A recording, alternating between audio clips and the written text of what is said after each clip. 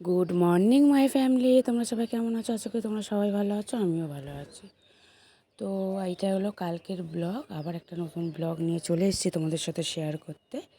তো এইটা হলো বৃহস্পতিবারের ব্লগ। আমি যেহেতু কালকের ভিডিও আজকে ছাড়ি, আজকের ভিডিও বা কালকে ছাড়ি, আমি এরকমই করছি, কারণ আমার রাত্রিবেলাটা সময় হয়ে ওঠে না। যেহেতু তোমাদের দাদাভাইয়ের মর্নিং ডিউটি, সকালবেলা রাত্রিবেলা তাড়াতাড়ি শুয়ে যেতে হয়, তো ওই জন্য আমি রাত্রিবেলা ভিডিও এডিট করতে পারি না। ওই জন্য কালকের ভিডিও আজকে, আজকের ভিডিও কালকে, এরকম করেই ছাড়ি। আর শর্ট ভিডিওটা প্রতিদিনই ছাড়ার চেষ্টা করি।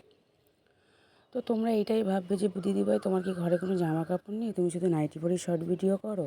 সত্যি কথা বলতে কী বলো তো বন্ধুরা, আমার না সময় অতটা হয় না। তো তুমি এটাই ভাবছে কী এমন কাজ করো যে একটু মানে ভিডিও নাইটি পরে করতে পারছো, অথচ অন্য মানে সেজেগুজে করতে পারছো না। কারণ করতে পারি না, কারণ ছেলে মেয়েদের জন্য আমি করতে পারি না। আমার যদি একটা আলাদা মানে আমার একটা পার্সোনাল রুম থাকলে তাহলে করতে পারতাম, বা পার্সোনাল রুম থাকলেও বড় ব্যাপার না। যেহেতু আমার ছেলে মেয়েগুলো খুবই ছোটো ছোটো, তোমরা দেখেছো, তো আমি সেরকম করে উঠি না, কারণ সারাদিন ওদেরকে নিয়ে করতে হয়, ব্যস্ত থাকি।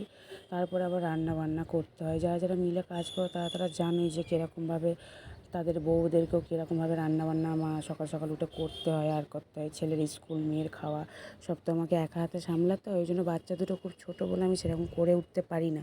ওই জন্য ঘরে নাইটি পরেই আমি ভিডিওটা করি।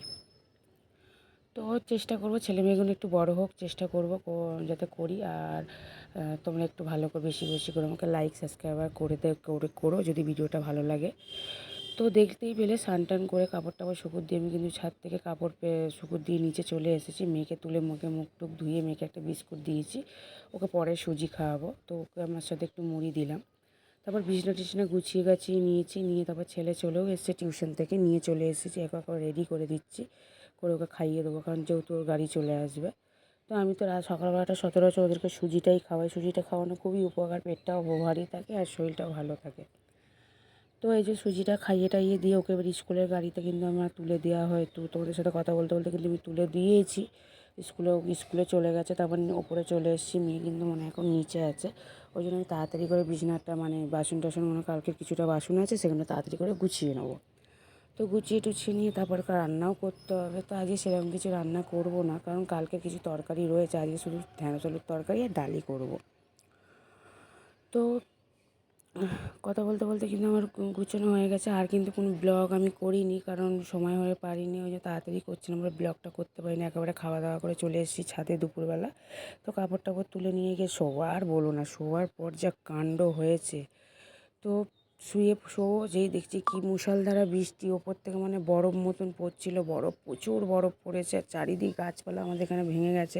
তো কাদের কাদের ওখানে এরকম ঝড় হয়েছে, বৃষ্টি হয়েছে, গাছপালা ভেঙেছে, অবশ্যই আমাকে কমেন্ট করে জানাবে। আমাদের কিন্তু মুষলধারা বৃষ্টি প্রায় টানা 2 ঘন্টা হয়েছে। তার সাথে সাথে তুষার মানে বরফ মতন পড়েছে। তো তোমাদের সাথে একটু ভিডিওটা দেখাচ্ছি, শেয়ার করছি। দেখো কি পরিমাণে বৃষ্টি পড়ছে। তো আমি তো বৃষ্টিতে খুব এনজয় করছি, তোমরাও করো যাদের যাদের ওখানে হয়েছে। তো ভিডিওটা বেশি বড় না করে ভিডিওটা এখানেই শেষ করলাম। ভিডিওটা ভালো লাগলে একটা ছোট্ট করে লাইক, শেয়ার, কমেন্ট আর সাবস্ক্রাইব করতে ভুলবে না। দেখা হচ্ছে নেক্সট ভিডিও।